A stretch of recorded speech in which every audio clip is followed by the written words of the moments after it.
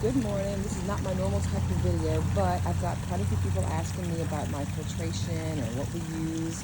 So I thought I would pop in and make a quick little video. This pond is about 2.5 years old, and we learned everything from Oz Ponds on YouTube. We watched over and over again. We watched the same videos, sometimes multiple times, and so we really got an understanding of what we're trying to do. So now, what we have is over here, excuse the fake rock that's not finished being made yet. That's my last thing I need to do this weekend, hopefully. Anyway, this right here is an intake bay. So the water skims from across the top of the pond. Oops, let me get my coffee down so I can show you something. And under here there's a barrel, which also needs a little bit of work. Hopefully there's nothing in there. So that barrel right there has two pumps. And so one of the pumps sucks the water from across the top, of course. And then you see the tubings right there.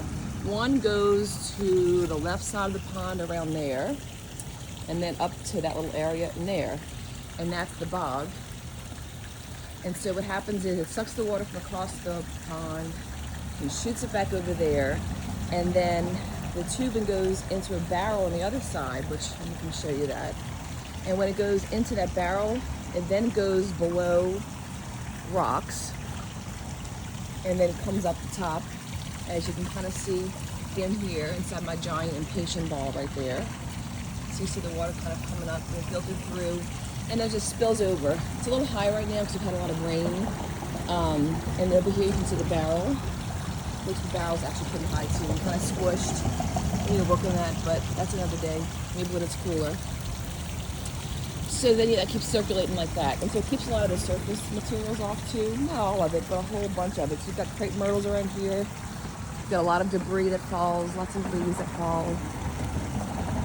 As you can see, I've got 5 night bloomers right now blooming, so that's kind of exciting.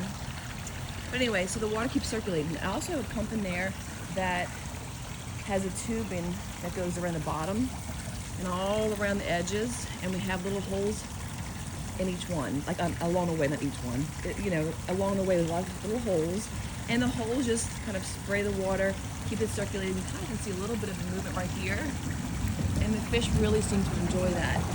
Then we have the third pump, which is in there somewhere on top of a milk crate, and that's what feeds the 2 little waterfalls, little features right there. Not really waterfall, small water feature. And then there's the other one right there. And so in the bog and the intake bay, both of them have old milk crates at the bottom. And then we have big rocks, like maybe, the size of your fist or so, broken up. They're actually old stepping stones. And so those are really great and porous, and they have done a great job getting the biological materials together. And then on top of that's just gravel. And the gravel does kind of the last little polishing layer, I guess you could say, or polishing, I don't know what to call it. But anyway, so it has kept our pond crystal clear. In the very beginning, we did have a little outbreak of bad string algae. But once that first season was gone, it didn't seem to come back nearly as bad. I think things kind of settled down. So, yeah, that's our pond filtration. And if you have any questions, let me know.